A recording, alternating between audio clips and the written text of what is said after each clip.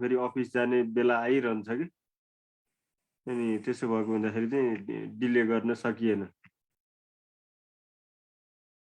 Okay सुरु गरौँ है सर।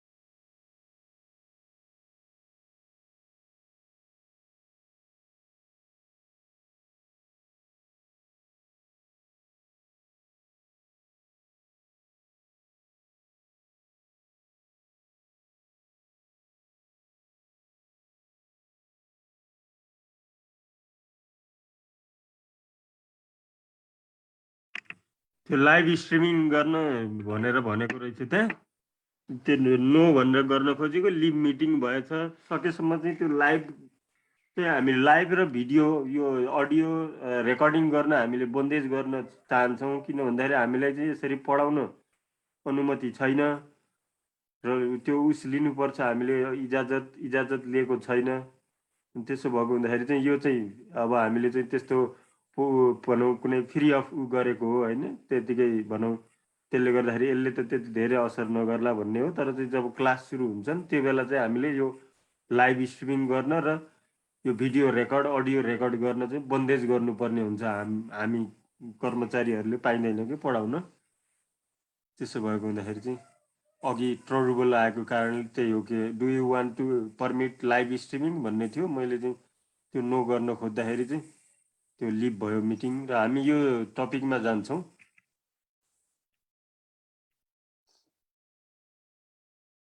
अब यो तीनटा कुरा छ, खाद्य सुरक्षा, खाद्य अधिकार र खाद्य सम्प्रभुता भन्ने।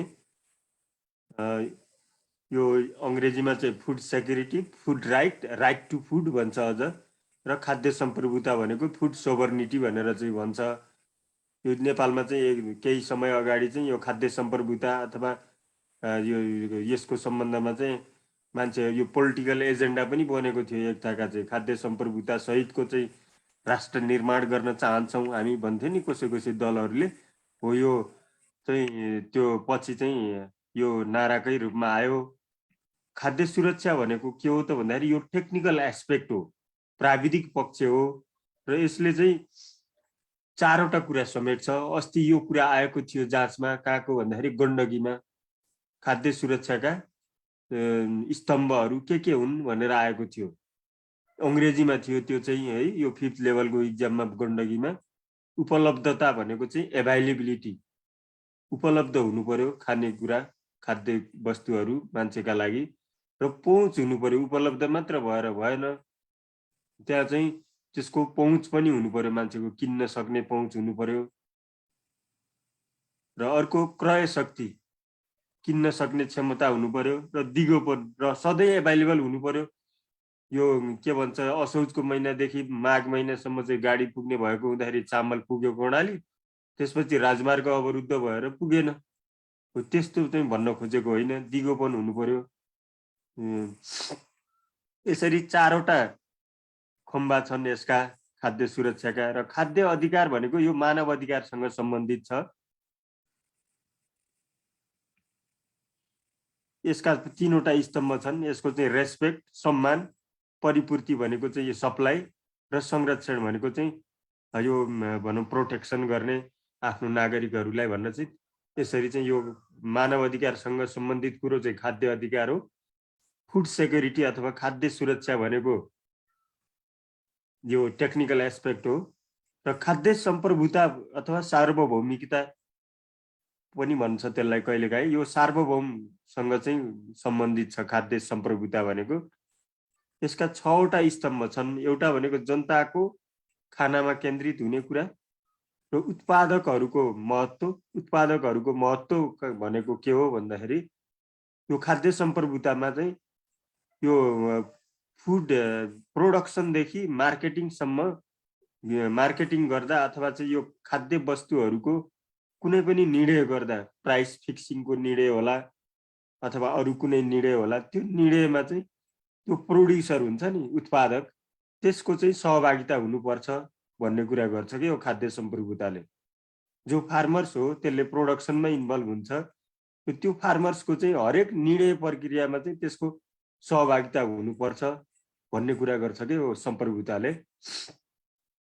र अर्को सम्प्रभुताले के गर्छ त भन्दाखेरि उत्पादन प्रणाली, जस्तै हाम्रो ब्राजिलमा चाहिँ उत्पादन गर्ने चाहिँ कफी छ, त्यो कफी त्यहाँ उत्पादन गर्ने जुन तरिका छ त्यो ठ्याक्कै यहाँ मेल नहुन सक्छ कि। त्यसो हुँदाखेरि चाहिँ हाम्रो कन्टेक्स्टमा चाहिँ उत्पादन गर्ने प्याकेज अफ प्र्याक्टिस अथवा उत्पादन गर्ने तरिका के हो भनेर चाहिँ त्यसलाई, त्यो ब्राजिलमा कफी उत्पादन गर्ने तरिकालाई चाहिँ हामीले नेपालीकरण गर्छौँ। त्यसलाई भन्छ स्थानीयकरण गर्नु भन्छ कि। र उत्पादन प्रक्रियालाई स्थानीय नियन्त्रणमा राख्नु। अब यो चाहिँ त्यो जुन यो उत्पादक जुन छन् किसान, तिनीहरूलाई चाहिँ निर्णय प्रक्रियामा समावेश गर्ने भएको हुँदाखेरि चाहिँ स्थानीय नियन्त्रणमा रहन्छ भन्ने हुन्छ। यो ज्ञान र सिपको विकास र प्रकृतिसँग मेल खाने क्रियाकलाप भनौँ, नेचरको एग्नेस्टमा चाहिँ फार्मिङ हुनु हुँदैन, प्रकृति विरुद्धको चाहिँ खेतीपाती चाहिँ मान्य हुँदैन भन्छ यो सम्प्रभुताले। त्यसो भएको हुँदाखेरि यो सम्प्रभुताले मुख्य गरी 3टा कुरालाई हेर्छ। एउटा कुरा चाहिँ भनेको चाहिँ यो प्रोड्युसर जुन छन्, उत्पादक, तिनीहरूलाई चाहिँ निर्णय प्रक्रियामा सहभागी गराउनु पर्छ भन्छ यसले एउटा। र अर्को लोकलाइजेसन अफ प्रोडक्सन सिस्टम, उत्पादन प्रणालीलाई चाहिँ स्थानीयकरण गर्ने भन्ने कुरा गर्छ यसले। र चाहिँ उत्पादन प्रक्रियालाई चाहिँ स्थानीय नियन्त्रणमा राख्ने कुरा। यी 3टा कुरा यसका मुख्य यो सम्प्रभुताका मुख्य कुराहरू हुन्। यो कन्सेप्ट मात्रै बुझाएको तपाईँहरूलाई, अझ हामी मेन पार्टमा चाहिँ प्रवेश गर्न बाँकी छ। अब बल्ल चाहिँ हामी यो पार्टमा प्रवेश गऱ्यौँ। अब नेपालको संविधानमा कृषि तथा खाद्य सम्बन्धी कुराहरू चाहिँ के छन् त भन्दाखेरि नेपालको संविधानको धारा 25मा सम्पत्ति सम्बन्धीको हक छ। त्यहाँ धारा 25मा र त्यसमा के भनेको छ भन्दाखेरि त्यो धारामा भूमिमा को उत्पादन र उत्पादकत्व वृद्धि गर्न, कृषकको आधुनिकीकरण र व्यावसायिकीकरण, वातावरण संरक्षण, व्यवस्थित आवास तथा शहरी विकास गर्ने प्रयोजनका लागि राज्यले कानुन बमोजिम भूमि सुधार, व्यवस्थापन र नियमन गर्न बाधा नपर्ने व्यवस्था गरेको छ भनेको छ। यो भनेको लामो सेन्टेन्स भयो, तपाईहरुलाई अलिकति बुझ्न गाह्रो होला। तर यो भनेको के हो भन्दाखेरि चाहिँ कुनै पनि मान्छेले, किसानले अथवा कसैको सम्पत्ति छ, भूमि छ, हाम्रो त नेपाल, हामी यो एसियाका धेरै जसो कन्ट्रीहरू कस्ता छन् भन्दाखेरि यो मान्छेको चाहिँ त्यो सोसियल सामाजिक इमेज भनौँ भनेको सम्पत्तिमा चाहिँ यो जमिन पनि जोडिन्छ नि उसको। अरू देशहरूमा यस्तो जमिन चाहिँ कसैको नाममै हुँदैन हैन, व्यक्तिगत नाममा हुँदैन जमिन। त्यसो हुँदाखेरि यसलाई वेल्थको रूपमा लिँदैन अन्य देशहरूमा। एसियन कन्ट्रीहरू, नेपाल लगायत अन्य देशहरूमा चाहिँ जमिन पनि मान्छेको प्रतिष्ठासँग जोडिएको हुन्छ भनौँ, उसको कति जमिन छ भन्ने हुन्छ। अरू देशमा त जमिन सरकारको नाममा हुन्छ, व्यक्तिको नाममै हुँदैन। त्यसो भएको हुँदाखेरि हो यो सम्पत्ति भयो जमिन मान्छेको नेपालको हकमा। हो यो जमिन उसको व्यवसाय गर्न, कृषि व्यवसाय गर्न, अरू उसका एक्टिभिटीहरू सञ्चालन गर्न राज्यले उसलाई कुनै बाधा पार्ने छैन भनेर चाहिँ संविधानको धारा 25 मा सम्पत्ति सम्बन्धीको हकमा भनेको छ। धारा 36 खाद्य सम्बन्धी हक छ, त्यसमा कानुन बमोजिम प्रत्याभूत गरेको छ। त्यसमा के लेखेको छ भने प्रत्येक नागरिकले खाद्य सम्बन्धी हक हुनेछ र कुनै पनि नागरिकले चाहिँ खाद्य वस्तुको अभावमा जीवन जोखिममा पर्ने अवस्थाबाट सुरक्षित हुने हक हुनेछ भनेको छ र प्रत्येक नागरिकलाई कानुन बमोजिम खाद्य सम्प्रभुताको हक पनि हुनेछ भनेर चाहिँ त्यसमा भनेको छ।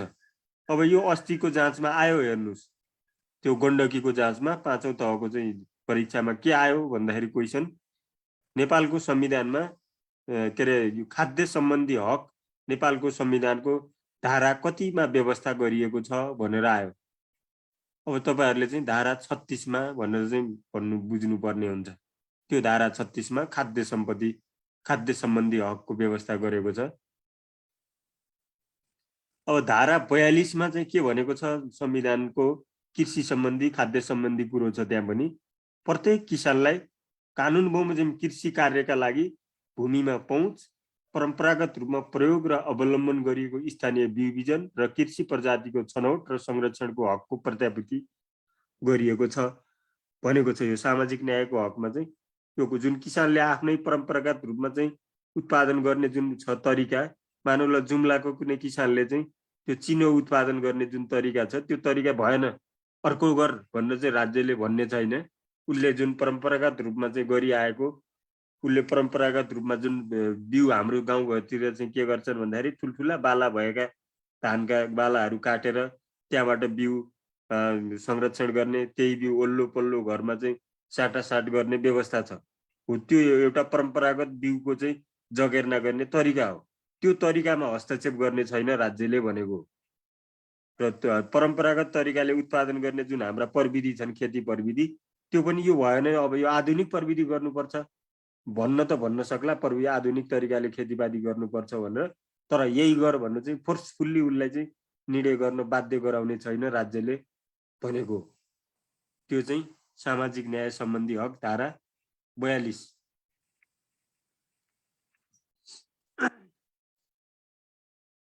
संविधानको भाग 51 मा चाहिँ को बुदा नम्बर 5 मा के भनेको छ भन्दाखेरि कृषि र भूमि सुधार सम्बन्धी छुट्टै नीतिको व्यवस्था गरेको छ संविधानमा। त्यसमा के भनेको छ त भन्दाखेरि भूमिमा रहेको दोहोरो स्वामित्व भनेको चाहिँ त्यो जमिन दुईटाको नाउँमा हुने खालको के, जस्तै यो कस्तो बेला हुन्छ यस्तो दुईटाको नाउँमा हुने कुरा भने यो पश्चिमतिर, सुदूरपश्चिमतिर हुन्छ प्राय यो हलिया राख्ने परम्परा हुन्छ कि, अनि त्यो हलिया हुन्छ, त्यो हलीले चाहिँ खेतीपाती गरेको हुन्छ उसको। अब त्यो मेन साउ जुन हो त्यसको नाममा त हुने नै भइहाल्यो खेती, त्यो जमिन। अब जस्तै त्यो मोयानी हक भन्छ नि, खेतीपाती गर्दै गइसकेपछि लामो समयपछि 15-20 वर्षपछि चाहिँ उसको पनि हक लाग्छ कि हो त्यो हक अब त्यहाँ दुईटाको हक भयो हेर्नुहोस् उसको सम्पत्ति छ नाममा जो मेन साउ हो अनि जो खेतीपाती गर्ने हलिया छ अनि त्यो हलियाको नामले चाहिँ उसको हक लाग्यो किनकि 15-20 वर्ष उसले चाहिँ चलन भोग गर्यो हो त्यस्तो अवस्थामा दुईटाको चाहिँ त्यहाँ ओनरसिप भयो हो त्यो ड्युल ओनरसिप जुन हुन्छ त्यो चाहिँ त्यस्तोलाई चाहिँ अन्त्य गर्ने भनेको छ त्यो मोयानी हकलाई चाहिँ अन्त्य गर्ने भनेको हो त्यो भनेको अनुपस्थित भूस्वामित्व निरुत्साहित गर्दै जग्गाको चक्लाबन्दी गरी उत्पादन र उत्पादकत्व वृद्धि गर्ने भनेको छ त्यो अनुपस्थित भूस्वामित्व भनेको चाहिँ एब्सेन्स ओनरसिप भन्छ एब्सेन्स ओनरसिप भनेको चाहिँ के त भन्दाखेरि चाहिँ यहाँ होलान् कोही मान्छेहरू चाहिँ म ठ्याक्कै थाहा पाउँछु हेर्नुहोस् पक्नुहोस् है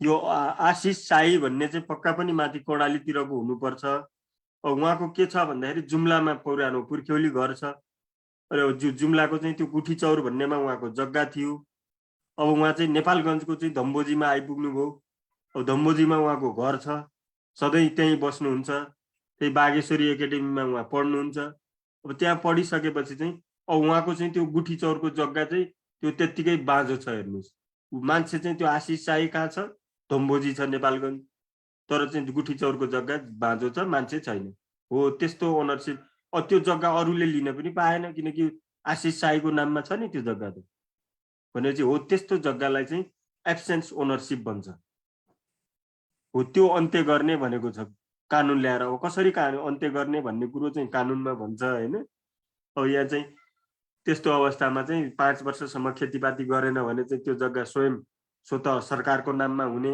अथवा यस्ता कानुनहरू आउन सक्ला यहाँ अब ब्रोड रूपमा भन्ने भयो होइन संविधानमा त्यसलाई चाहिँ विस्तृतीकरणको भन्छ डिटेल गर्ने काम त कानुनको हो होइन त्यसलाई ऐन बनाउने काम संविधानमा त ब्रोड रूपमा भन्ने हुन्छ किसानको हक हित संरक्षण र सम्वर्धन गर्दै कृषिको उत्पादन र उत्पादकत्व बढाउन भू उपयोग नीति ल्यान्ड युज प्लानिङ भन्छ ल्यान्ड युज प्लानिङ गरी भूमिको व्यवस्थापन र कृषिको व्यावसायिकीकरण औद्योगिकरण विविधीकरण र आधुनिकीकरण गर्ने भनेको छ यो कृषिको चाहिँ भू उपयोग नीति भनेको चाहिँ कस्तो भन्दाखेरि जमिनलाई चाहिँ क्लासिफाई गर्ने हो यो जमिन भनेको खेतीयोग्य जमिन हो यो जमिन भनेको चाहिँ खेतीयोग्य गर्न लायक छैन पहिला क्लासिफाई गर्नु पर्यो जमिनलाई चाहिँ क्लासिफाई गरिसकेपछि त्यसपछि चाहिँ कुन जमिनमा घर लगाउने हो कुन जमिनमा चाहिँ पब्लिक कलेजहरू हुने हुन् कुन एरियामा चाहिँ भनौँ खेती गर्न नसकिने एरियामा चाहिँ हामीले स्कुल कलेज क्याम्पसहरू बनाउन सक्छौँ नि हो त्यो यसरी क्लासिफाई गर्ने क्लासिफाई गरिसकेपछि चाहिँ अनि जस्तै अब नेपालमा चाहिँ पहिला चाहिँ भू ल्यान्ड युज प्लानिङ अनुसार चाहिँ रैकर जमिन के जमिन भनेर चाहिँ क्लासिफाई गरेको थियो त्यसले चाहिँ अहिले काम गरेन भनेर चाहिँ फेरि यसरी चाहिँ भू उपयोग नीति ल्याउने भनेर चाहिँ भनेको हो अब भू उपयोग नीति ल्याएपछि के हुने भयो भन्दाखेरि अब यो जुन सहरीकरण भएको छ नि खण्डीकरण भएको छ जमिनको सहरीकरण भएको छ खेतीयोग्य जमिनमा चाहिँ घर बनाउन नपाइने भयो त्यो भएपछि चाहिँ जोगिराख्ने भयो नि खेतीयोग्य जमिन हो त्यसले गर्दाखेरि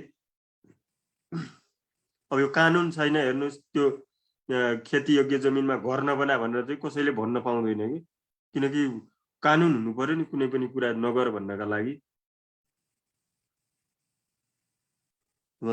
भूमिको उत्पादनशीलता प्रकृति तथा वातावरणीय सन्तुलन समेतका आधारमा नियमन र व्यवस्थापन गर्दै त्यसको समुचित प्रयोग गर्ने भन्ने कुरा पनि लेखेको छ त्यसमा र कृषकका लागि कृषि सामग्री कृषि उपजको उचित मूल्य र बजारमा पहुँचको व्यवस्था गर्ने भन्ने छ यो भनेको के हो भन्दाखेरि किसानले चाहिँ आफ्नो चाहिँ उत्पादनमा लाग्ने जे सामग्रीहरू छन् ती सामग्रीहरूको चाहिँ व्यवस्थापन भनौँ उपलब्धता चाहिँ ग्यारेन्टी गर्ने राज्यले भनेर चाहिँ बनेको छ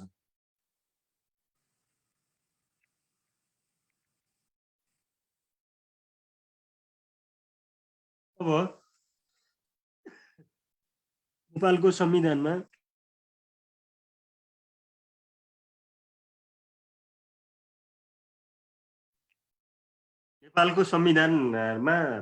हाम्रो नेपाल संघीयतामा गएको छ फेडरलिजममा गएको छ अब यो संघीयतामा चाहिँ 3 तहको सरकार छ सङ्घीय सरकार, प्रदेश सरकार र स्थानीय सरकार। भरे स्थानीय सरकार भन्न सकेका छैनन् नेपालका राजनीतिक दलदेखि चाहिँ कर्मचारीले, हो चाहिँ त्यो स्थानीय सरकार नै हो।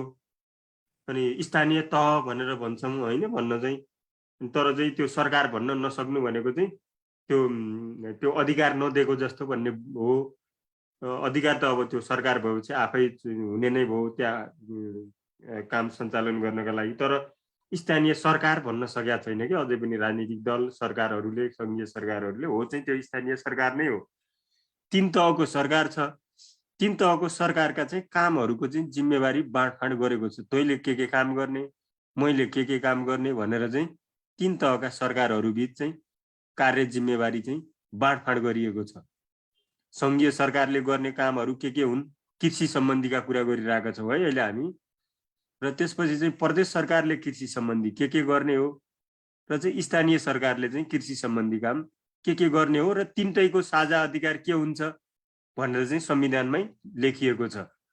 जस्तै संविधानको अनुसूची 5 मा सङ्घ सरकारको, सङ्घीय सरकारको एकल अधिकारको बारेमा चाहिँ वर्णन गरिएको छ। भनौँ के हुनेछन्।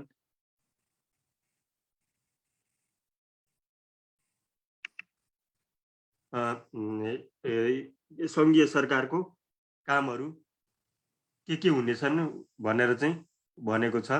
र त्यस्तै संविधानको अनुसूची 6 मा चाहिँ प्रदेश सरकारको चाहिँ एकल अधिकारको बारेमा चाहिँ उसको एकल अधिकार, उसले मात्र गर्न पाउने अधिकार के हो भनेर चाहिँ भनेको छ।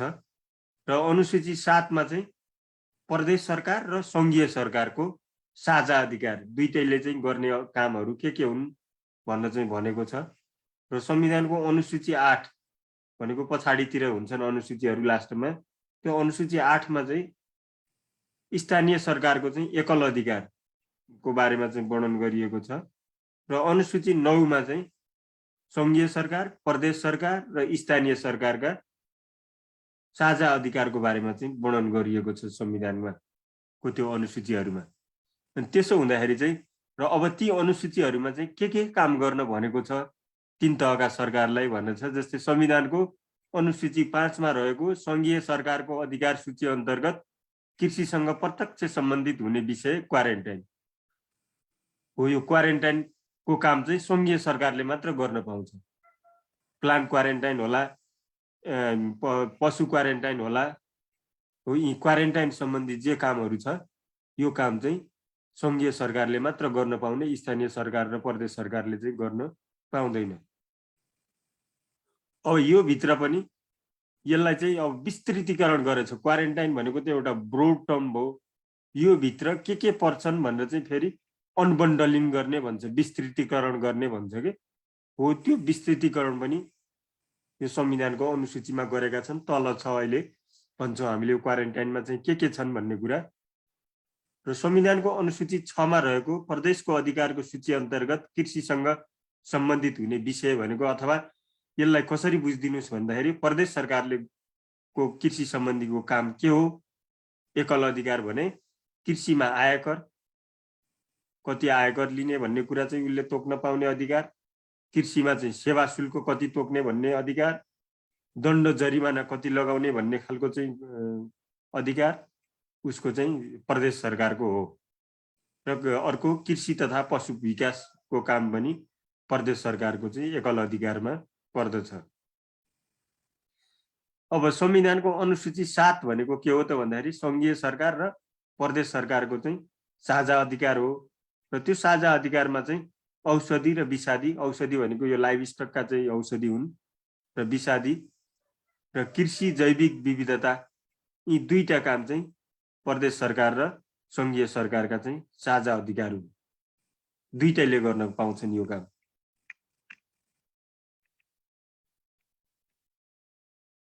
र अब नेपालको संविधानको अनुसूची 8 मा रहेको स्थानीय तहको भनौँ, अब स्थानीय सरकारको एकल अधिकारमा चाहिँ के पर्दछ त भन्दाखेरि स्थानीय बजार व्यवस्थापन, वातावरण संरक्षण र जैविक विविधता संरक्षण, कृषि सडक र सिँचाइ, कृषि तथा पशुपालन, कृषि उत्पादन व्यवस्थापन, पशु स्वास्थ्य, सहकारी, कृषि प्रसार, सञ्चालन तथा नियन्त्रण, हो। अब जाँचमा के आउँछ भने कृषि प्रसारको काम चाहिँ कुन तहको सरकारले को जिम्मेवारीमा पर्दछ? नेपालको संविधान अनुसार कृषि प्रसारको काम कुन तहको सरकारको जिम्मेवारी हो भनेर आउँछ। कृषि प्रसार भनेको एक्सटेन्सन सर्भिसको काम भनेको चाहिँ स्थानीय सरकारको हो। त्यसो भएको हुँदाखेरि चाहिँ यी चारवटा काम चाहिँ एकल अधिकारमा चाहिँ पर्छन् स्थानीय सरकारका। र अब संविधानको अनुसूची 9 मा रहेको सङ्घ, प्रदेश र स्थानीय तहको अधिकारको सूचीमा चाहिँ साझा अधिकारमा चाहिँ के छन् त भन्दाखेरि यी तीनटै सरकारका चाहिँ साझा अधिकार के भन्छ कन्कुरेन्ट राइट र अर्को के राइट भन्छ कृषि र जैविक विविधता। यो कृषि भनेको ब्रोड टर्म हो। यसलाई चाहिँ के पर्छ यो कृषिमा भनेर चाहिँ अनबन्डलिङ गरेको छ। त्यो तपाईँहरूले याद चाहिँ गर्नु पर्दैन। याद चाहिँ यति माथि यतिसम्म चाहिँ कुराहरू बुझिराख्नुपर्छ। त्यसपछि चाहिँ यो सङ्घीय सरकारको चाहिँ अघि क्वारेन्टाइन थियो नि, यो क्वारेन्टाइनमा के पर्छ भनेर चाहिँ यहाँ भनेको छ। अन्तर्राष्ट्रिय व्यापार सन्धि तथा पारावाहन सम्बन्धी अन्तर्राष्ट्रिय सङ्घ संस्थासँग सन्धि, सम्झौता, कार्यान्वयन तथा नियमन भन्ने कुरा पर्छ। यसरी चाहिँ विस्तृत के काम पर्छन् क्वारेन्टाइनमा भनेर, किनकि क्वारेन्टाइन सङ्घीय सरकारको एकल अधिकार हो। त्यो क्वारेन्टाइनमा के पर्दछ भनेर चाहिँ यहाँ अनबन्डलिङ गर्ने भन्छ कि यो भनेको चाहिँ विस्तृत रूपमा चाहिँ अनबन्डलिङ गरेको। नत्र त भोलि ओभरल्याप हुनसक्छ नि के हो क्वारेन्टाइनमा के पर्छ भन्ने कुरा क्लियर लेखिएन भने त भोलि फेरि विवाद हुन्छ।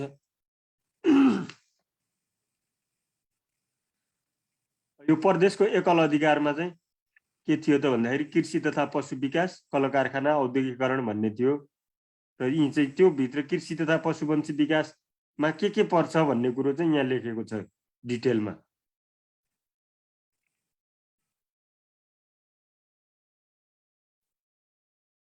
यी चाहिँ उसका त्यो प्रदेशका चाहिँ कृषि पशुपन्छी विकासमा के पर्छन् भन्ने कुराहरू हुन् यी डिटेल गरिएका। 9 मा चाहिँ साझा अधिकार भनेको औषधि र विषादी भन्ने थियो। यो अनुसूची 7 मा सङ्घीय सरकार र प्रदेश सरकारको साझा अधिकारमा औषधि र विषादी थियो। र औषधि र विषादीमा के गर्ने हो साझा अधिकारमा भन्ने चाहिँ यहाँ डिटेल भनेको छ यिनीहरू बुदाहरूमा। अनुसूची 9 मा चाहिँ स्थानीय सरकार, प्रदेश सरकार र सङ्घीय सरकारको चाहिँ साझा अधिकारको बारेमा भनेको थियो। साझा अधिकार एउटा कृषि भनेको थियो। त्यो कृषिमा चाहिँ के हुने भन्ने कुरा यहाँ भनेको छ, डिटेल भनेको छ। र अर्को चाहिँ के थियो भन्दाखेरि जैविक विविधता भनेको थियो। त्यो जैविक विविधतामा पनि के हुने भनेर चाहिँ यसरी डिटेल गरेको छ। यो मैले देखाउन मात्र खोजेको, यो याद गर्नु पर्दैन। खालि चाहिँ त्यो क्वारेन्टाइन भन्यो, क्वारेन्टाइनमा चाहिँ के रहेछ भन्ने कुरा मात्रै हेर्नका लागि मात्रै हो त्यो।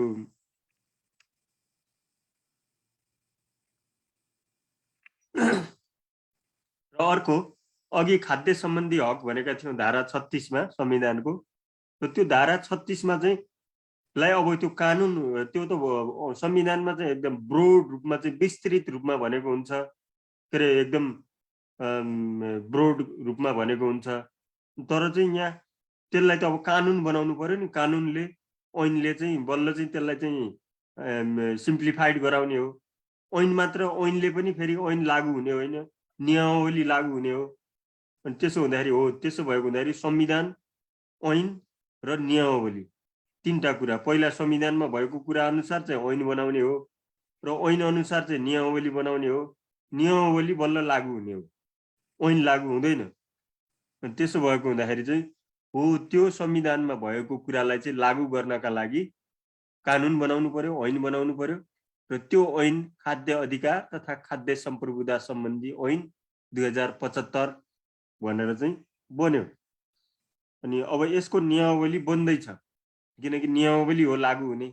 र त्यो नियमावली सङ्घीय संसद कानुन न्याय तथा सङ्घीय मामिला के भन्ने त्यो कानुन मन्त्रालय छ, त्यसको चाहिँ त्यसले भेरिफाई गर्नुपर्छ हामीले बनाएको कानुन, कृषिले बनाएको। र त्यो त्यहाँ अहिले चाहिँ भेरिफाई हुने क्रममा छ। त्यो त्यसपछि त्यहाँबाट भेरिफाई भएपछि अनि क्याबिनेटबाट चाहिँ पास हुन्छ मन्त्री परिषदबाट। अनि बल्ल चाहिँ त्यो इम्प्लिमेन्टेसनमा लागू हुने उसमा जान्छ र त्यो हामीले ऐन बनायौँ। त्यो ऐन यो चाहिँ जाँचमा आउँछ। जाँचमा के आउँछ भन्दाखेरि चाहिँ खाद्य अधिकार तथा खाद्य सम्प्रभुता सम्बन्धी ऐन कहिले जारी भयो भनेर चाहिँ आउँछ। त्यो यो मिति याद हुनुपर्ने हुन्छ र चाहिँ अब यसमा यो ऐनमा के भनेको छ भन्दा यो ऐन खाद्य अधिकार, खाद्य सुरक्षा तथा खाद्य सम्प्रभुता तीनवटै पक्ष समेटी निर्माण गरेको छ। अघि हामीले तीनटा कुरा फरक फरक कुरा हुन् भनेर भनेका थियौँ र ती फरक फरक कुराहरू भए तापनि यो ऐनले चाहिँ ती तीनटै कुरालाई चाहिँ समेटेको छ र यो ऐनको दफा 2 मा के भनेको छ भन्दाखेरि खाद्य सुरक्षा भन्नाले के बुझिन्छ भने सक्रिय र स्वस्थ मानव जीवन यापन गर्न आवश्यक हुने खाद्यमा प्रत्येक व्यक्तिको भौतिक तथा आर्थिक पहुँच सम्झिनु पर्दछ भनेर चाहिँ भनेको छ। घनश्याम यादवजीलाई भन्नुहोस् त।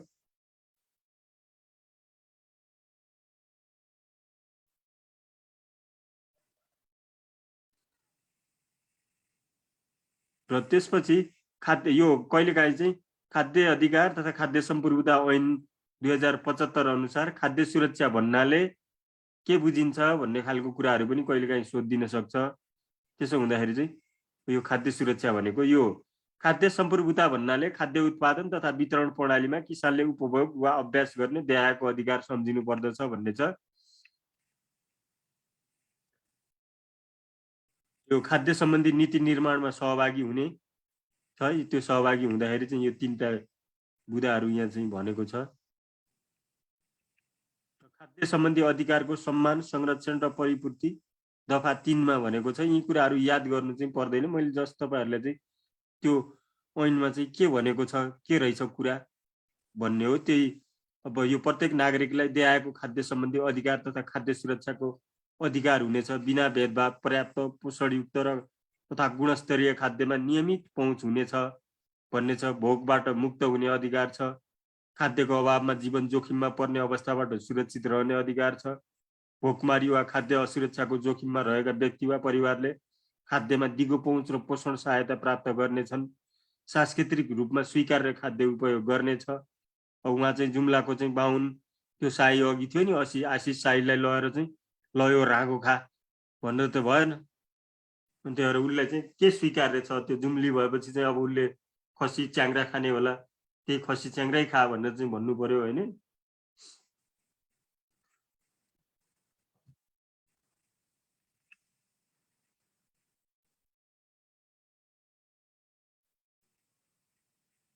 त्यसमा खाद्य सम्प्रभुताको अधिकारको सम्मान, संरक्षण र परिपूर्तिमा चाहिँ प्रत्येक किसानलाई दिएको खाद्य किसानको हकको कुरा पनि गरेको छ यसमा, फार्मर्स राइट। त्यहाँ के भनेको छ भन्दाखेरि किसानको हक सम्बन्धीमा चाहिँ प्रत्येक किसान वा खाद्य उत्पादकले पहिचान र सम्मान पाउनेछ भन्ने छ। खाद्य तथा कृषि उत्पादन प्रणालीमा सहभागी हुनेछ। यो खाद्य तथा कृषि उत्पादन प्रणालीमा सहभागी भनेको चाहिँ त्यही मूल्य निर्धारण गर्ने बेलामा किसानको राय लिने अथवा उसको चाहिँ सहभागिता हुने र नीति निर्माण गर्नेमा चाहिँ किसानको चाहिँ प्रतिनिधित्व हुने भन्ने कुरा हो नि भनेका। कृषि कार्यका लागि आवश्यक पर्ने साधन र स्रोतमा पहुँच हुने। अब यो हाम्रा जुन मल बिउ विषादी छन् नि, यिनीहरूमा चाहिँ उसको चाहिँ पहुँच हुनुपर्छ भन्ने हो, भनौँ पाउनु पर्ने हुन्छ उसले त्यो भन्ने छ। स्थानीय बिउ बिजन प्रविधि औजार र कृषि प्रजातिको छनौट तथा त्यसको बौद्धिक सम्पत्तिको संरक्षण प्राप्त गर्नेछ किसानले। परम्परागत र रैथाने बालीको चाहिँ संरक्षण गर्ने भन्ने छ। कृषि पेसाबाट स्वेच्छाचारी रूपले वञ्चित गर्ने कार्य विरुद्ध संरक्षण प्राप्त गर्ने भनौँ। यो जस्तै एकचोटि ऊ आएको थियो नि नेपालमा चाहिँ फोरेन डाइरेक्ट इन्भेस्टमेन्ट, कृषिमा चाहिँ प्रत्यक्ष लगानी, वैदेशिक प्रत्यक्ष लगानीको कुरा आएको थियो नि।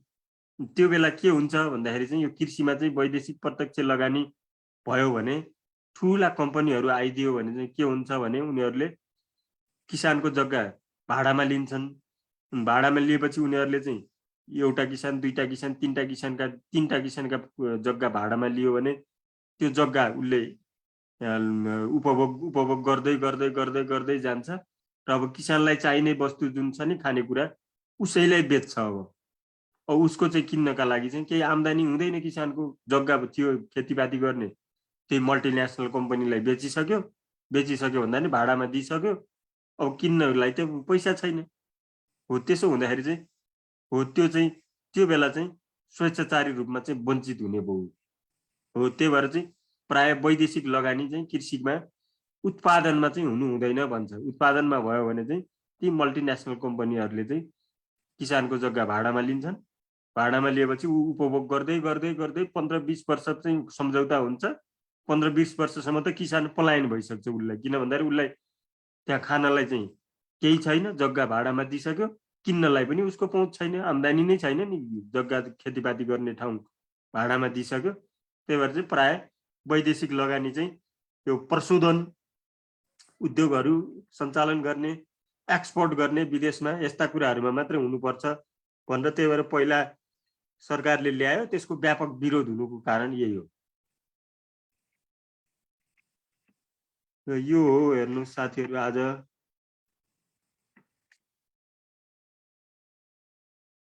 तपाईहरुको केही कुराहरू छन् कि क्वेशन सोध्नु पर्ने छन् भने भन्नुस् है।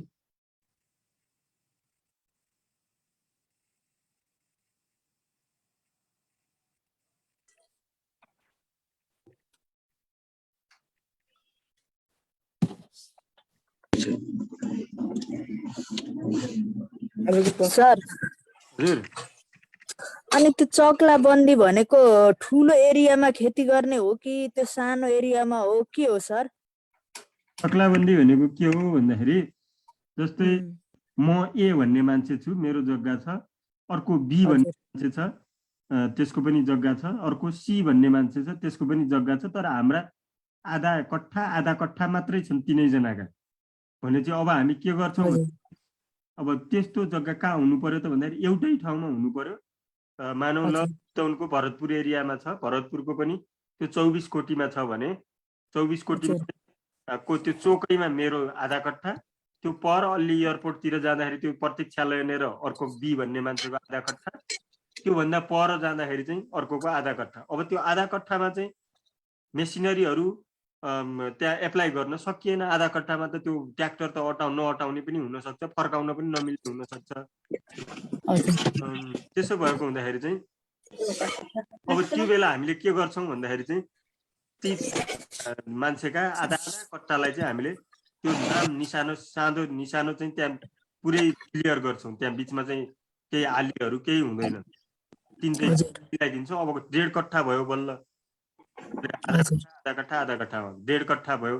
अब त्यसको चाहिँ नक्सा कहाँ हो, कसको सिमाना कहाँ हो, साँधो कहाँ हो भन्ने चाहिँ मालपोत कार्यालयमा चाहिँ हुन्छ, लाल पूर्जामा त।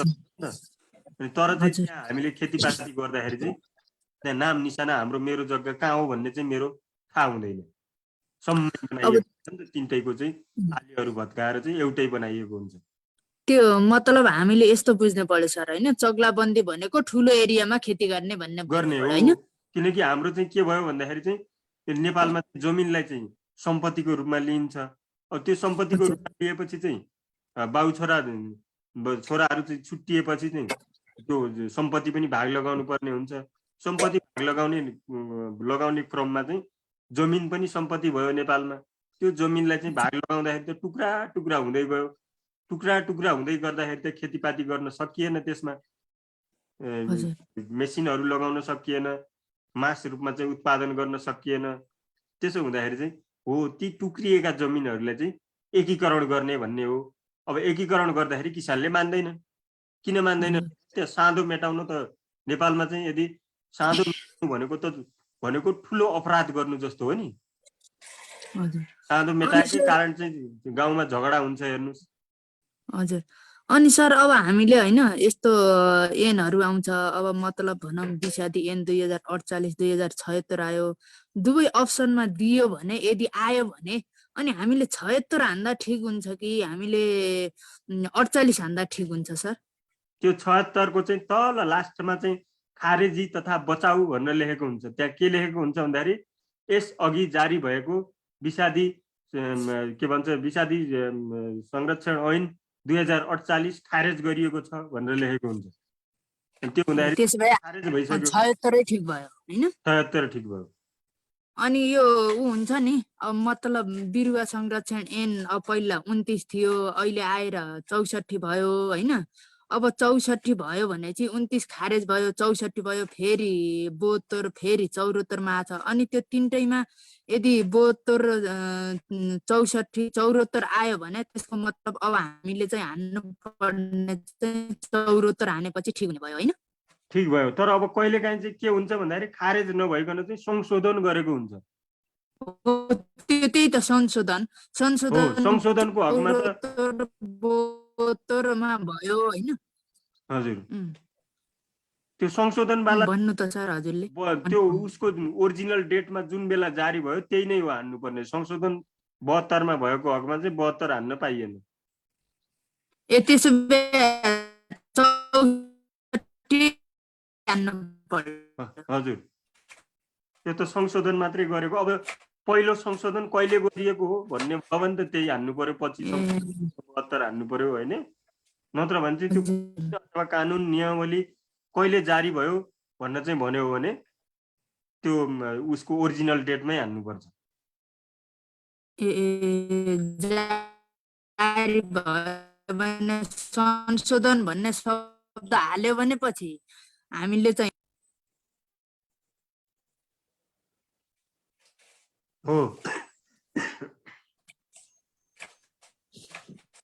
आजको प्रस्तुति उप अरू केही प्रश्नहरू छन् भने कृपया तपाईँहरूले रियाक्सन भन्ने अप्सन छ त्यहाँनिर, त्यहाँ गएर ह्यान्ड रेज भन्ने अप्सनमा गएर क्लिक गर्नुभयो भने हामी तपाईँलाई यहाँबाट अनम्युट गरिदिन्छौँ अनि प्रश्न राख्न सक्नुहुनेछ। यहाँ यो नयन कुमार यादवजीले चाहिँ तपाईँको चाहिँ एजुकेसन पुरै परिचय दिनु सर भन्नुभएको रहेछ। मेरो परिचय दिनु पर्दाखेरि म चाहिँ कृषि विकास मन्त्रालयमा सङ्घीय है सङ्घीय कृषि विकास मन्त्रालयमा चाहिँ बाली संरक्षण अधिकृत पदमा चाहिँ कार्यरत छु। अब एजुकेसनको कुरा गर्नु पर्दाखेरि रामपुरबाट हो मेरो बिएससी एजी र एमएससी अर्ग्यानिक एग्रिकल्चर हो मेरो, नेदरल्यान्ड्सबाट हो।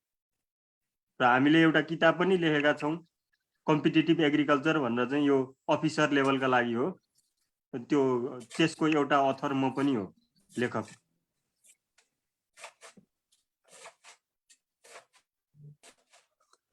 हामीले अनम्युट गर्ने अप्सन राखेका छौँ। तपाईँहरूले कृपया प्रश्न छ भने क्वेसन सोध्न सक्नुहुन्छ।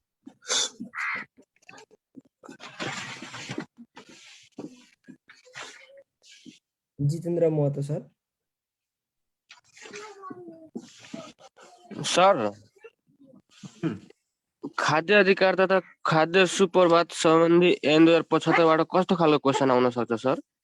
हो, यो ऐन कहिले जारी भयो भन्ने क्वेसन आउँछ एउटा। यो आएको पनि छ अस्ति, कुन बेला भने यो बागमतीमा हो क्या हो, बागमतीमा आएको थियो। यो ऐन कहिले जारी भयो भनेर आएको थियो। हजुर सर। यो अनि अरु योबाट चाहिँ आउने क्वेसन भनेको खाद्य सुरक्षा भनेको के हो भन्ने कुरा आउन सक्ला एउटा हैन। अर्को चाहिँ यो खाद्य सम्प्रभुता तथा खाद्य अधिकार तथा खाद्य सम्प्रभुता सम्बन्धी ऐनमा किसान को सुरक्षा अथवा हक हितका लागि तलका मध्ये कुन कुरा भनेको छ भन्ने कुरा आउन सक्ला एउटा। र यस्तो त्यति धेरै भित्र तपाईहरु पाँचौं चौथो तहलाई चाहिँ त्यसरी कम्प्लेक्स दिदैन। यो अफिसरलाई पनि त्यति यहाँ भित्रको दिन्न। यहाँबाट आउने क्वेसन भनेको एउटै भनेको यही ऐन कहिले जारी भयो भन्ने चाहिँ आउँछ। यो मिति याद गरिराख्नु पर्छ। यो नेपालीमा सोध भनेको छ त्यहाँ, कहिलेकाहीँ यो अंग्रेजीमा पनि सोधिदिन्छ। यो भनेको 2076 हुन्छ होला, के अरे 2018 हुन्छ कि 19 हुन्छ, 18 हुन्छ होला यो 2075। 57 घटाउनु पर्यो। 18 हुन्छ, 2018 मा हुन्छ।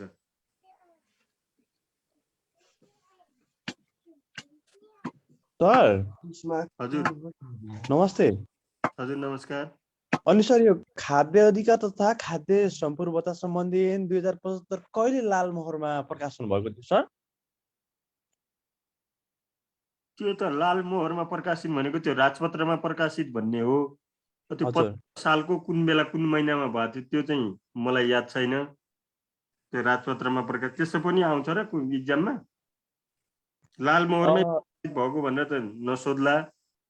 त्यसका लागि चाहिँ हामीले त्यो नेपाल कानुन आयोग भन्नेमा चाहिँ गएर चाहिँ त्यहाँ लेखेको हुन्छ यो लालमोहरमा प्रकाशित भएको, त्यो हेरिदिनु पर्छ भने म हेरिदिन सक्छु। सर यस्तै क्वेसन अस्ति हाम्रो लुम्बिनी प्रदेशबाट सोधेको थियो सर। ए हजुर, त्यसकाले आउँछ कि भन्ने हो मात्र। ए ल पक्नुहोस् त्यो हेरिदिन सक्छु त्यो लालमोहरमा प्रकाशित भएको कुरो। अनि सर 1 नम्बर प्रदेशमा पनि आएको थियो सर, हजुर त्यसैले आउँछ कि भन्ने हो, त्यसैले ए सोधेको। यो लालमोहरमा कहिले प्रकाशित भएको भनेर? हजुर त्यसको चाहिँ अरूभन्दा पनि फुल डेट सोध्छ सर। ए 2000 अब कुन महिना कति गते होला?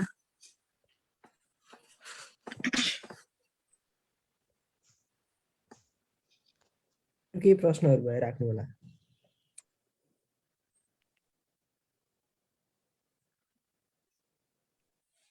सर चौथो लेभलको क्वेसन कसरी काट्छ? हलुको काट्छ कि गाह्रो क्वेसनहरू काट्छ? अस्ति त्यो गण्डकीमा त्यो चौथो